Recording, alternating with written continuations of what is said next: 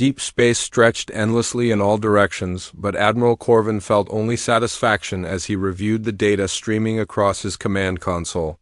The Valderon Empire had discovered another world ripe for harvesting, and this one promised riches beyond their previous conquests. Earth, as the locals called it, possessed everything the Empire needed for their expanding war machine.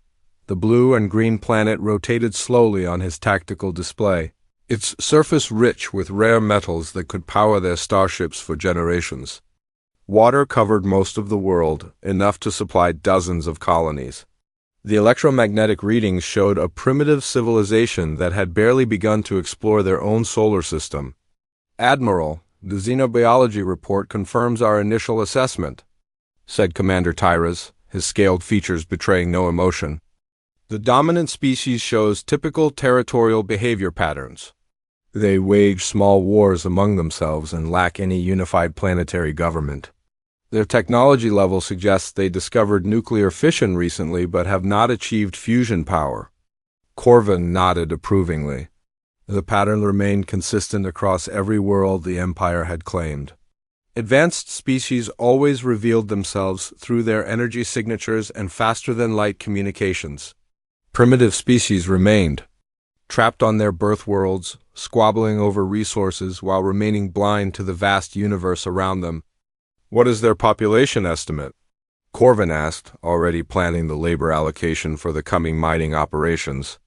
"Approximately 8 billion individuals concentrated in coastal regions and river valleys. Their cities show inefficient design, suggesting they have not mastered gravitational engineering or energy distribution. Most of their power generation relies on burning organic compounds." The Admiral's mandibles clicked with amusement. Burning organic matter for energy indicated a civilization still crawling through its technological infancy. The Valderon Empire had abandoned such crude methods over 2,000 years ago, shortly after achieving interstellar flight. Emperor Valden's voice echoed through the communication array, transmitted across light years in mere seconds through their quantum communication network. "Admiral Corvin, you have authorization to proceed with standard annexation protocols. The third exploration fleet should be more than sufficient for a pre-interstellar civilization. I expect the operation completed within 6 months. Understood, Your Imperial Majesty. We shall add another world to your glorious empire." The connection terminated, leaving Corvin to study the tactical situation. 3 battle cruisers, 12 support vessels, and 30,000 troops would overwhelm any resistance these humans could mount. Their primitive kinetic weapons and chemical explosives posed no threat to Valderon energy shields and advanced armor systems. General Maxis joined him at the command center, his battle-scarred carapace reflecting the bridge's soft lighting. "Admiral, shall we begin with the standard intimidation display? Most species surrender immediately after witnessing our orbital bombardment capabilities." "Indeed. Select several uninhabited landmasses for demonstration strikes. Once they understand our technological superiority, their leadership will surrender to preserve their population. We can begin resource extraction operations within days." Far below on Earth's surface, Dr. Ana Rivera felt the familiar frustration that came with being ignored by bureaucrats who preferred convenient lies to uncomfortable truths. The gravitational anomalies she had detected 6 months ago continued, growing stronger, but the Global Science Council dismissed her findings as equipment malfunctions. "Director Walsh, these readings are unprecedented," she insisted, displaying her data on the laboratory's main screen. "Multiple massive objects are approaching from beyond Neptune's orbit. Their gravitational signatures suggest artificial construction on a scale we have never observed." Director Walsh barely glanced at her charts before returning to his own research. "Dr. Rivera, your equipment has been flagged for calibration errors twice this year. I suggest you focus on verifying your instruments rather than making extraordinary claims that waste everyone's time." Anna bit back her angry response. The scientific establishment had grown comfortable in their certainties, unwilling to consider possibilities that challenged their understanding of humanity's place in the universe. But the mathematics did not lie, and the approaching objects were decelerating in ways that defied natural physics. She contacted Deep Space Monitoring Station Alpha directly, bypassing the usual bureaucratic channels. Commander Stevens answered her call with professional courtesy, but obvious skepticism. "Dr. Rivera, we have reviewed your data transmission. While we cannot confirm your specific conclusions, we have noted unusual gravitational fluctuations in the outer system. We are maintaining enhanced observation protocols." 3 weeks later, Commander Stevens called her back with a voice that carried no trace of skepticism. "Dr. Rivera, we need you at the station immediately. Your transportation has been arranged through emergency channels." The flight to the monitoring station took 8 hours, during which Anna could only guess at what had changed. The facility buzzed with activity when she arrived, technicians rushing between stations while senior officers huddled around tactical displays. "Doctor, thank you for coming so quickly," Stevens said, his face pale with strain. "We need your expertise more than ever. The objects you detected have become visible to our optical arrays." The main screen showed space near Neptune's orbit, but instead of empty blackness, massive shapes blotted out the stars. Ships larger than anything in human imagination moved with purpose through the outer solar system, their hulls gleaming with exotic materials that reflected starlight in impossible ways. "How many?" Anna asked, though she dreaded the answer. 15 confirmed vessels, with the largest measuring over 3 kilometers in length. They are maintaining formation while decelerating toward the inner system. At current velocity, they will reach Earth orbit in 17 days. The realization struck Anna like a physical blow. Humanity had dreamed of first contact with alien intelligence for generations, imagining peaceful exchanges of knowledge and culture. Instead, they faced a fleet of warships whose very existence proved their technological inferiority. "Have they attempted communication?" she asked. "Nothing directed at Earth specifically, but we are detecting massive amounts of data transmission between their vessels. The encryption is beyond our ability to decode, but the volume suggests detailed coordination." Anna stared at the alien ships growing larger on the display. In 17 days, humanity would learn whether the universe held beings willing to share its wonders, or predators who viewed other species as obstacles to be removed. The approaching fleet's military configuration suggested the latter possibility, and Earth possessed no weapons capable of threatening ships that had crossed interstellar space. She thought of her daughter sleeping peacefully in their home outside Denver, unaware that her world might soon belong to creatures from distant stars.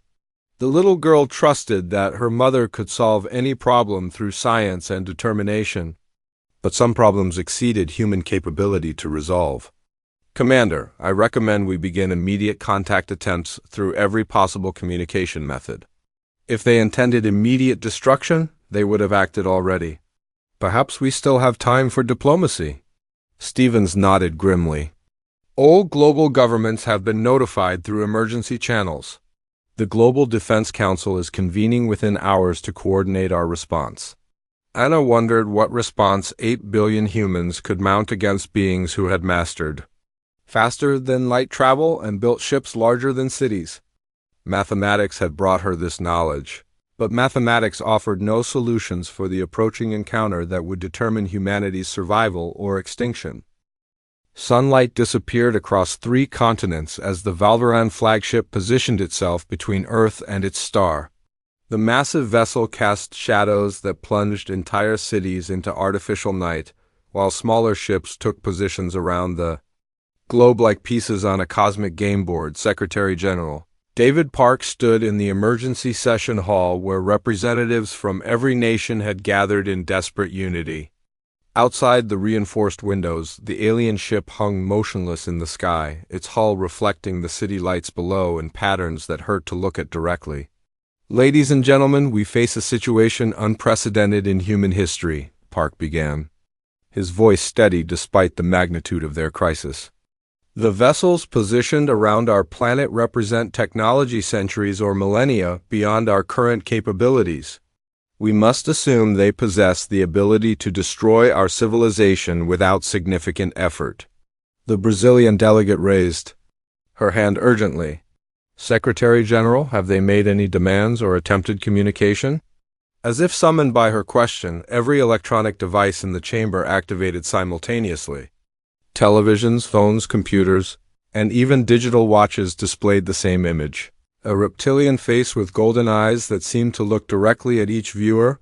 Admiral Corvin's voice echoed from every speaker, translated by alien technology into each delegate's native language. Primitive beings of the third planet, you will cease all military activities immediately. Your species has been selected for incorporation into the Valdaran Empire as a labor force. Resistance will result in the elimination of your cities and the reduction of your population to more manageable levels. The transmission paused, allowing time for the words to register across the stunned chamber. You possess resources required for our expanding civilization. Your compliance will ensure the survival of approximately 10% of your current population in worker colonies. Non-compliance will reduce this number significantly. You have 72 standard time units to surrender your military forces and submit to Imperial authority. The screens went dark, leaving the delegates in horrified silence. Park recovered first, his diplomatic training overriding his fear. We need immediate contact with all military commands worldwide. If these beings can control our communication systems, they likely have detailed intelligence about our defensive capabilities. General Emma Stone burst through the chamber doors. Her uniform wrinkled from the emergency flight to the capital. Secretary General, we have massive energy signatures building around their ships. Our satellites are detecting power levels equivalent to our largest nuclear reactors. The demonstration began without warning. A beam of coherent energy lanced down from the flagship, striking an uninhabited island in the Pacific. The landmass simply vanished, leaving only superheated steam where solid rock had existed moments before. Similar displays occurred worldwide as each Valdaran vessel eliminated geographical features with casual efficiency. Mountains disappeared, lakes boiled away, and forests became ash in seconds. The message was clear: surrender or watch their civilization join the vanished landscapes. Commander Tyrus supervised the first landing operations from his transport vessel, expecting the routine efficiency that had characterized dozens of previous conquests. The primitive humans would witness their military futility. Their leaders would capitulate, and resource extraction could begin within days. The shuttles touched down in major population centers simultaneously, disgorging Valdaran troops equipped with energy weapons and personal shield generators. Their armor gleamed with built-in technology that provided environmental protection, enhanced strength and tactical coordination through neural links, but the human response puzzled Tyrus immediately. Instead of cowering civilians, his forces encountered organized resistance from beings who should have been paralyzed by technological terror. Primitive projectile weapons fired from concealed positions, forcing his soldiers to take cover behind makeshift barriers. Commander, this is Squad Leader Vex reporting from the European landing zone. The humans are not behaving according to standard pacification models. They continue attacking despite witnessing our superior firepower. Tyrus checked his tactical display, showing similar reports from landing sites across the planet. The humans were adapting their tactics in real time, using their knowledge of local terrain to offset Valdaran technological advantages. Colonel Emma Stone coordinated the defense of Washington from an underground command center, her staff working frantically to process reports from combat zones worldwide. The alien invaders possessed weapons that could punch through tank armor with single shots, but they seemed unprepared for guerrilla warfare conducted by opponents willing to accept massive casualties. Colonel, we have confirmed that their personal shields are vulnerable to sustained kinetic impact, reported Major Lisa Shang from the New York combat zone. Concentrated small arms fire can overload their defensive systems, though it requires multiple soldiers focusing on single targets. Stone marked the tactical development on her strategic map. The aliens had expected quick surrender after their overwhelming display of force, but human military doctrine emphasized adaptation and survival against superior enemies. Every combat engagement provided new intelligence about Valdaran capabilities and weaknesses. All units implement Protocol 7 immediately. Begin coordinated harassment operations using small unit tactics. Priority targets are their supply lines and communication equipment. Do not attempt direct confrontation with their main forces. Dr. Tom Walsh had been a metallurgist before the invasion, specializing in alloy development for aerospace applications. Now he led a team of engineers and scientists in analyzing every piece of alien technology they could recover from combat zones. The energy weapons operate on principles we do not fully understand, but their ammunition appears to be some form of contained plasma, he explained to the assembled resistance leaders. More importantly, their armor shows vulnerability to high velocity impacts from dense materials. Our standard military ammunition lacks sufficient mass, but we can modify industrial equipment to create more effective projectiles. The human response continued evolving as weeks passed.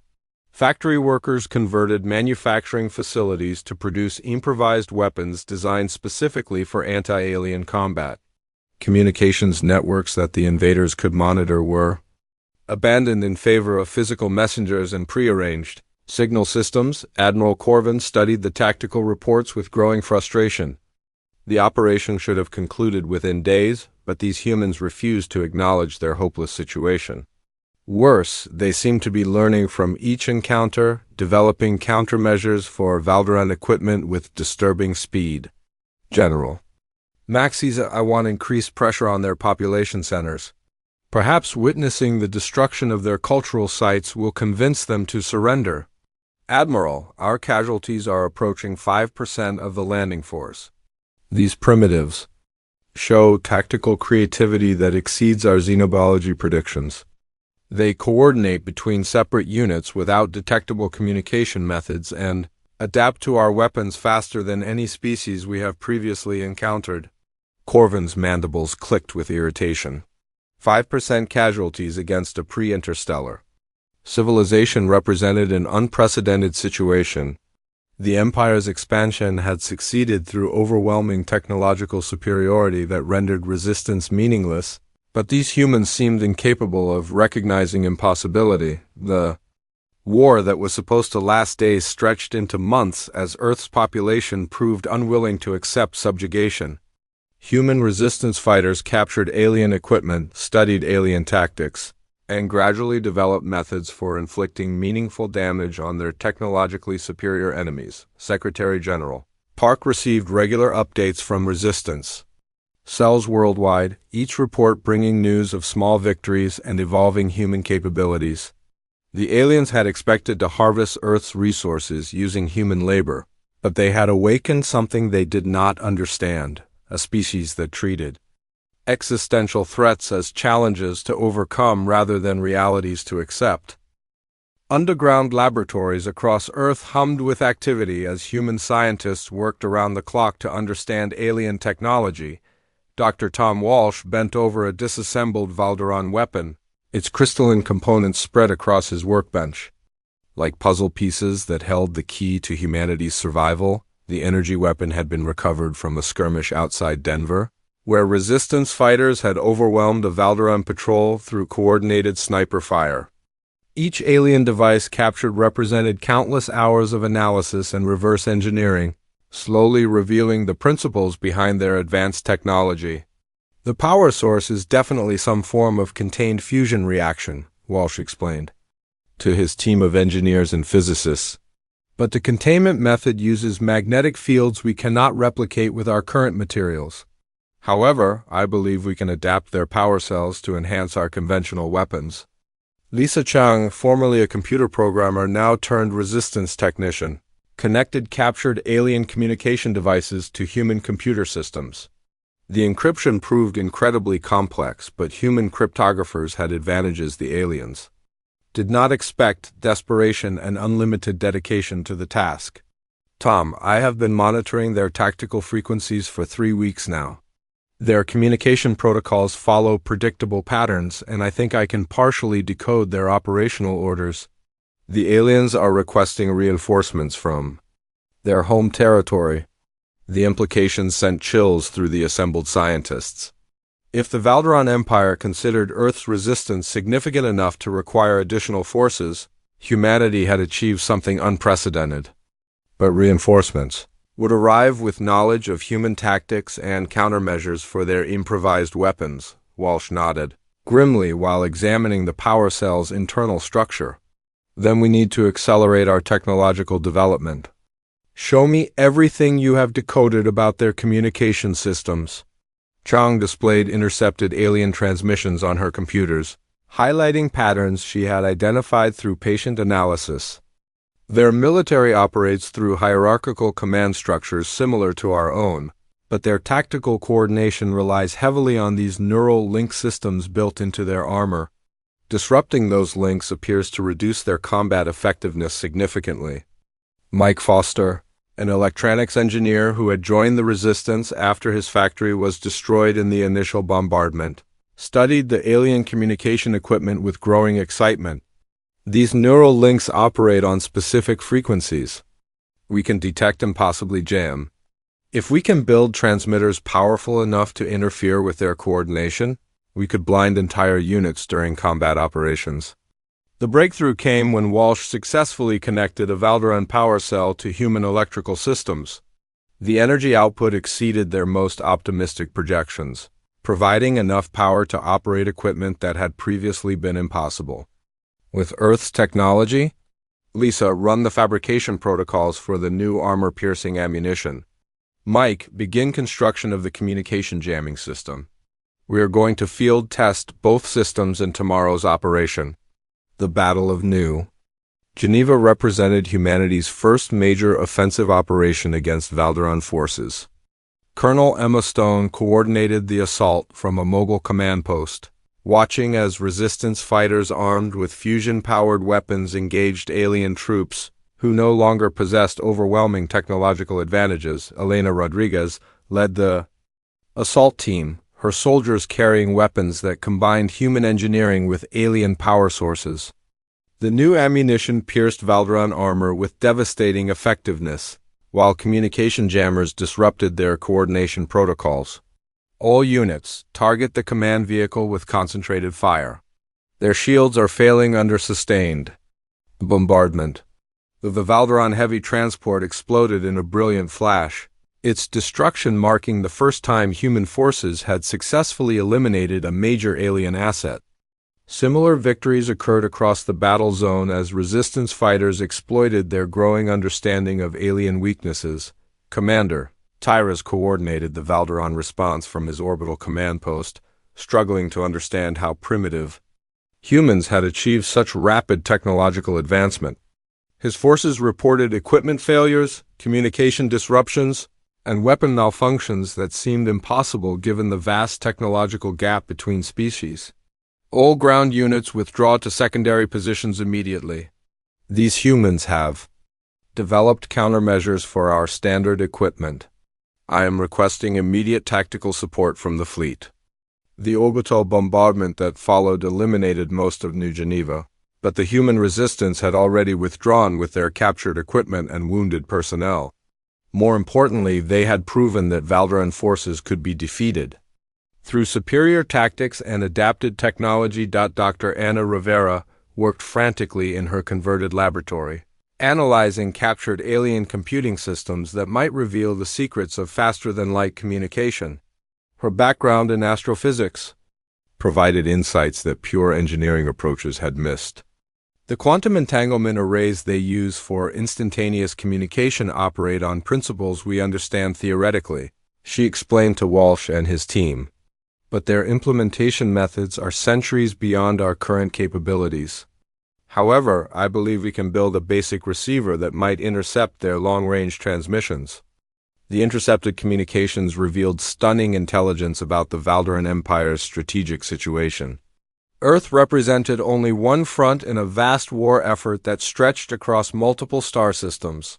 The Empire faced rebellions and resource shortages that limited their ability to commit forces to any single campaign. Tom, they cannot afford to maintain this occupation indefinitely, Rivera said, displaying star charts decoded from alien transmissions. The Empire controls dozens of worlds, but their military is spread thin across hundreds of light years. If we can force them to commit more resources to Earth, we might trigger strategic problems elsewhere in their territory. The human resistance entered a new phase as captured alien technology enabled increasingly sophisticated operations. Fusion-powered vehicles provided mobility that matched alien capabilities, while reverse-engineered weapon systems gave human forces the firepower to engage Valderan troops directly. General Maxis reported the deteriorating situation to Admiral Corvin with barely concealed frustration. "Admiral, the human resistance has evolved beyond our initial projections. They coordinate through methods we cannot monitor, adapt to our tactics faster than we can develop countermeasures, and show technological advancement that defies explanation." Corvin studied the tactical displays showing red zones across Earth's surface where Valderan control had collapsed entirely. The primitive species that should have surrendered within days now controlled significant portions of their homeworld and possessed weapons capable of threatening Imperial forces. "General, what is your assessment of their current capabilities?" "Admiral, they have achieved limited fusion power, basic energy weapons, and communication systems that can partially interface with our networks. Most concerning, their industrial capacity continues expanding despite our bombardment campaigns. They rebuild faster than we can destroy their facilities." The Admiral's mandibles clicked with worry. Emperor Valden expected regular reports of successful resource extraction, but Earth's stubborn resistance had produced no tribute for the Imperial treasury. Worse, the humans seemed to grow stronger with each passing month rather than weaker. "Request additional forces from the 7th Battle Group. If these humans insist on resistance, we shall demonstrate the full power of the Valderan Empire." But Admiral Corvin did not yet understand that humanity's greatest strength lay not in their technology or numbers, but in their absolute refusal to accept defeat. Each setback motivated greater innovation, each loss inspired fiercer determination, and each alien victory taught humans new methods of warfare. Earth's resistance had transformed from desperate survival into coordinated revolution, and the species that the Empire intended to enslave was rapidly becoming their most dangerous enemy. Fusion reactors hummed beneath the Rocky Mountains as human engineers pushed captured alien technology beyond its original design parameters. Dr. Ray Kim had spent 6 months studying Valderan power systems, gradually understanding principles that could transform Earth's industrial capabilities forever. "The containment field generators can be scaled up significantly if we modify the magnetic coil arrays," he explained to the assembled team of scientists working in the underground facility. "With sufficient power output, we can manufacture weapons and defensive systems that match alien capabilities." The secret laboratory represented humanity's greatest technological achievement since the invasion began. Hidden beneath tons of granite and steel, protected by captured alien shield generators, the facility produced innovations that would have taken decades of peaceful research to develop. Elena Rodriguez examined the prototype human battlesuit, its design incorporating lessons learned from months of combat against Valderan forces. The armor provided protection equivalent to alien systems while remaining compatible with human physiology and tactics. "Dr. Kim, how soon can we begin mass production of these systems?" "The first battalion's worth of equipment should be ready within 2 weeks.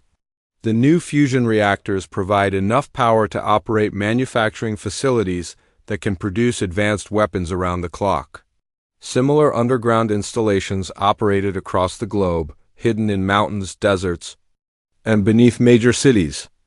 The Valderan Empire had expected to find a primitive species dependent on surface infrastructure, but humanity had adapted by moving their most critical operations underground where orbital bombardment could not reach them. Colonel Jack Turner coordinated Operation Prometheus from a mobile command center that moved constantly to avoid alien detection.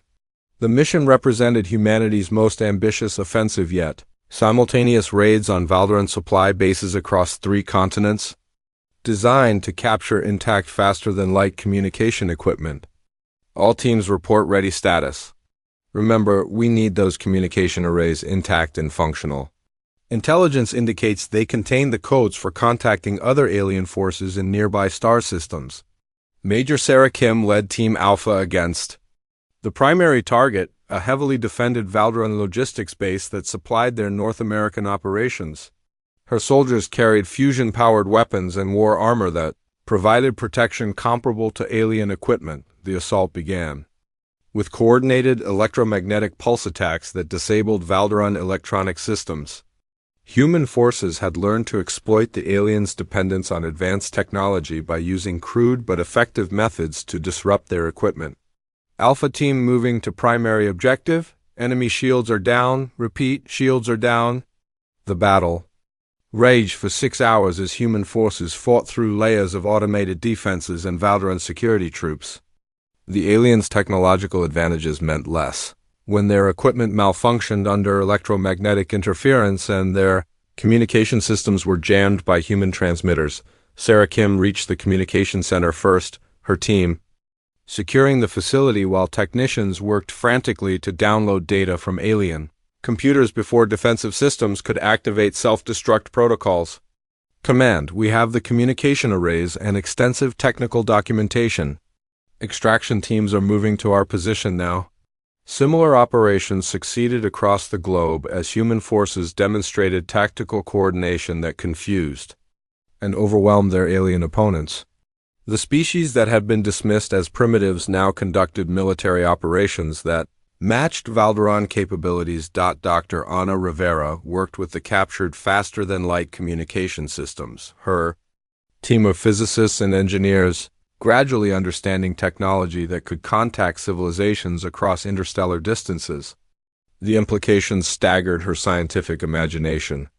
Tom, these systems can transmit messages to any point in the galaxy almost instantaneously. But more importantly, I have been monitoring Imperial communications and the intelligence we are gathering changes everything we thought we knew about this war. The intercepted transmissions revealed the true scope of the Valdran Empire's strategic problems. Multiple species across dozens of star systems were conducting rebellions similar to Earth's resistance. The Empire's military was spread desperately thin, fighting wars on countless fronts with insufficient resources to achieve decisive victory anywhere. Anna, what does this mean for our situation here on Earth? It means the aliens cannot afford to lose this war any more than we can. Earth's resources are critical to their war effort, but they are also fighting similar battles throughout their territory. If we can force them to commit additional forces here, it weakens their position elsewhere. Dr. Tom Walsh reviewed the technical specifications for humanity's first interstellar-capable vessel, designated Vengeance in honor of their fallen cities. The ship combined human engineering with captured alien technology, creating something neither species had anticipated. The propulsion systems are based on Valdran faster-than-light principles, but our metallurgy provides structural advantages they did not expect. Human industrial methods can produce materials stronger than anything in their current inventory. The Vengeance represented more than technological achievement. It symbolized humanity's transformation from victims to active participants in interstellar warfare. The ship carried weapons that combined alien energy systems with human kinetic projectiles, creating hybrid systems that neither species could counter effectively. Admiral Corvin studied the intelligence reports with growing alarm. The humans had somehow achieved faster-than-light capability and were constructing vessels that incorporated both species' technologies. The primitive civilization that should have been enslaved months ago now posed a genuine threat to Imperial operations. General Maxis, how is this possible? Our xenobiology experts assured us that pre-interstellar species lack the industrial capacity for such rapid advancement. Admiral, these humans appear to learn from combat experience faster than any species we have previously encountered. They reverse engineer captured technology, adapt our tactics, and coordinate through methods we cannot predict or counter. The situation reports painted a picture of steady Valdran decline across Earth's surface. Human resistance now controlled large portions of every continent, operated advanced manufacturing facilities, and possessed weapons capable of threatening orbital positions. Admiral, we must consider the possibility that Earth cannot be conquered. Using our current force levels, these humans show no indication of surrender despite massive casualties, and their capabilities continue expanding. Corvin's mandibles clicked with frustration and growing fear.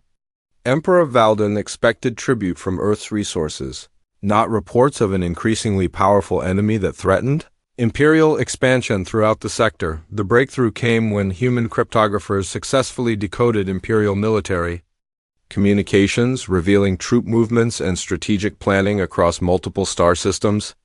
The intelligence confirmed humanity's analysis. The Valderon Empire was fighting a losing war on dozens of fronts.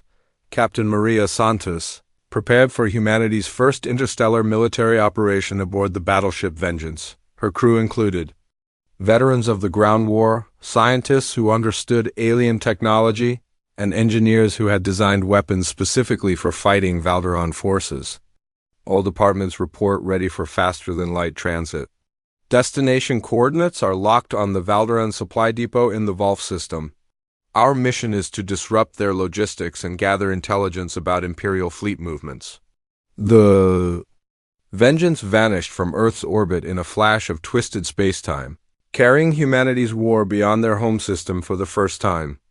Behind them, Earth's resistance continued growing stronger, while across the galaxy, the Valderon Empire faced a new kind of enemy. The species they had intended to enslave had become hunters, and the hunters were coming for the empire that had made the mistake of awakening humanity's wrath.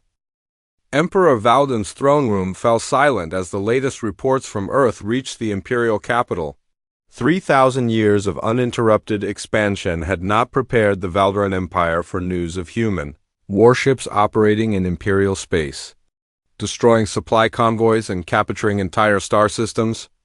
Your Imperial Majesty, the primitive species from Earth has achieved faster-than-light capability and begun offensive operations against our territory, reported General Korex, his voice carefully controlled despite the magnitude of their crisis. Their vessels combine our technology with materials and weapons we did not expect them to possess. The Emperor's golden eyes narrowed as he processed intelligence that challenged everything the Empire understood about technological development and species behavior. Primitive civilizations surrendered when faced with superior force, then served as labor for imperial expansion. They did not adapt, innovate, and launch interstellar wars. How many of their vessels are operating in our space? Initial reports suggest 12 ships, Your Majesty, but their capabilities exceed our projections. Human warships carry weapons that can penetrate our shields and armor systems using principles we do not fully understand. The Volf system had fallen within days of the first human attack. Captain Maria Santos led the assault aboard Vengeance, her crew demonstrating tactical innovations that caught Valderon defenders completely unprepared. The hybrid weapon systems installed on human ships proved devastatingly effective against Imperial technology. All batteries concentrate fire on the command cruiser. Target their shield generators with kinetic projectiles, then switch to energy weapons once their defenses collapse. The Valderon battleship Dominion exploded under sustained bombardment from weapons that combined the best of both species' technologies. Human railguns fired projectiles at velocities that overwhelmed alien shields, while captured energy weapons provided precision targeting that Imperial engineers had never intended them to possess. Santos watched the enemy fleet scatter in retreat, their formation broken by an enemy they had dismissed as technologically inferior. The humans had learned that Valderon tactical doctrine depended on technological supremacy, and failed catastrophically when faced with opponents who possessed equivalent or superior capabilities. Communications, transmit surrender demands to all remaining Imperial vessels. They have 60 seconds to power down their weapons and prepare for boarding operations. Dr. Tom Walsh supervised the construction of humanity's expanding interstellar fleet from orbital shipyards that had been impossible before the invasion began.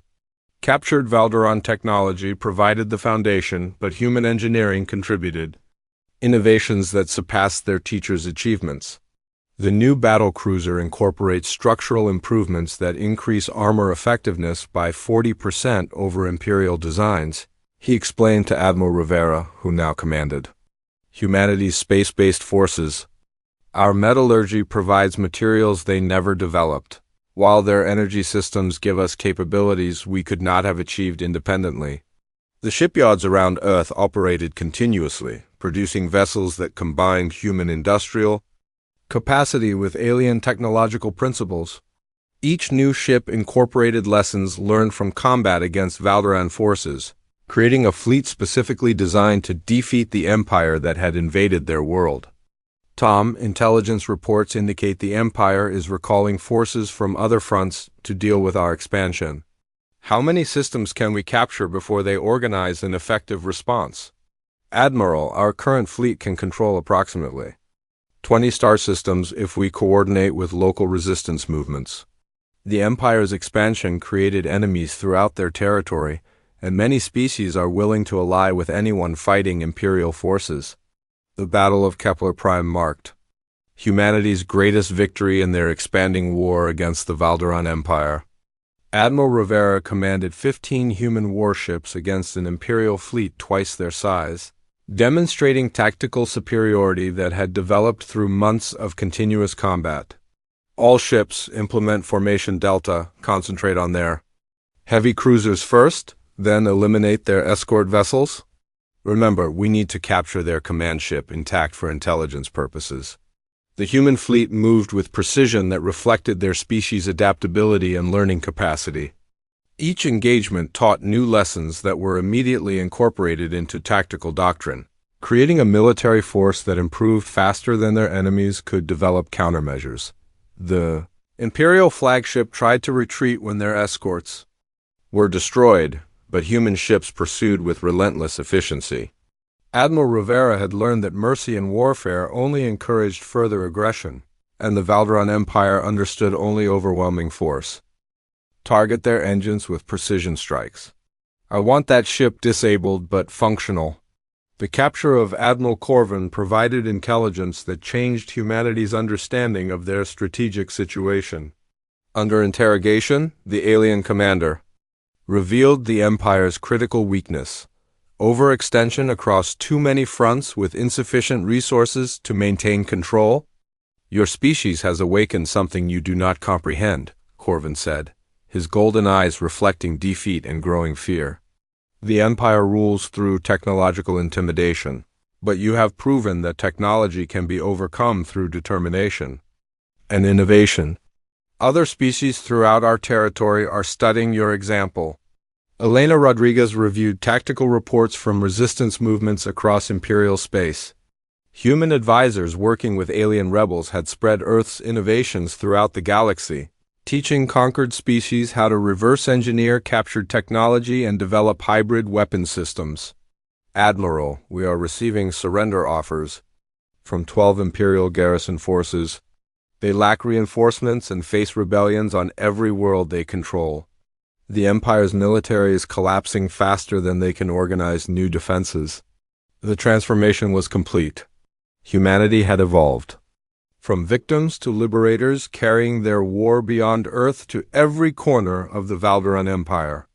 The species that had intended to harvest Earth's resources now faced the destruction of their own civilization. Emperor Valden stared at star charts showing red zones throughout Imperial space where human forces or their allies controlled former Valderan territories. 3 millennia of expansion were unraveling as conquered species adopted human tactics and technologies to overthrow their oppressors. Your Imperial Majesty, we must consider negotiating with the human leadership, General Korex said carefully, knowing that suggesting diplomacy with a species the Empire had intended to enslave bordered on treason. Our current military situation is unsustainable. The Emperor's claws scraped against his throne as he contemplated the unthinkable, treating with beings he had dismissed as primitives worthy only of slavery. But the mathematics of war had become undeniable, and the Empire faced complete collapse if the human expansion continued, Dr. Anna Rivera stood on the bridge of the battleship Retribution as it entered the Valderon home system, leading humanity's largest fleet toward the Empire's capital world. Behind her stretched a formation of 50 human warships, each one incorporating technologies that surpassed their alien creators. Admiral, we are receiving transmission requests from the Imperial capital. They appear to be requesting negotiations. Rivera considered the irony of aliens who had demanded Earth's surrender, now begging for mercy from the species they had intended to exterminate. But humanity had learned that true security required the complete elimination of threats, not temporary truces that could be broken when convenient. Inform Emperor Valden that we will accept only unconditional surrender. The Valderon Empire will be dissolved, all conquered species will be granted independence, and imperial leaders will face trial for their crimes against sentient beings throughout the galaxy. The transformation was absolute. Earth, which had been a single blue world inhabited by a species that had never left their home system, now served as the capital of an expanding interstellar civilization. Built on the principles of freedom and technological advancement, the Valderon Empire, which had ruled 12 star systems for 3,000 years, prepared for surrender to beings they had dismissed as primitive animals suitable only for forced labor. Their desire for Earth's resources had awakened humanity's wrath, and that wrath had followed them across the galaxy. In underground laboratories that had once hidden desperate resistance fighters, human scientists now worked with alien refugees to develop technologies that would prevent any future empire from threatening the freedom of sentient species. The lessons learned during Earth's occupation ensured that humanity would never again be caught unprepared for interstellar threats. The boy who had once dreamed of meeting peaceful aliens from distant stars now commanded fleets that carried human values across the galaxy at the speed of light. The universe had proven to be a dangerous place filled with predators who respected only strength, but humanity had adapted to that reality and emerged stronger than their would-be conquerors. Emperor Valden's final transmission reached Earth. As human forces took control of the imperial capital, his words carried the weight of a civilization's defeat and a species' recognition of their fundamental error in judgment. We came to your world seeking resources and expecting to find another primitive species suitable for exploitation. Instead, we awakened something terrible and beautiful, a people who refuse to accept defeat and learn from every encounter. The empire is ended, but perhaps from its ashes, a better galaxy can emerge. Admiral Rivera accepted the Emperor's surrender from the command center of humanity's newest orbital station, positioned where the Valderon flagship had once cast shadows over Earth's continents. The circle was complete, and the species that had nearly been enslaved now determined the fate of their former oppressors. The stars that had once seemed distant and unreachable now served as stepping stones for human expansion. Earth's children carried their determination and adaptability to every corner of the galaxy, ensuring that no species would suffer the fate the Valderon Empire had intended for humanity. The Empire had desired Earth's resources but had unleashed the wrath that followed. That wrath had remade the galaxy and humanity's greatest strength. Their refusal to surrender in the face of impossible odds had transformed them from victims into the guardians of galactic freedom.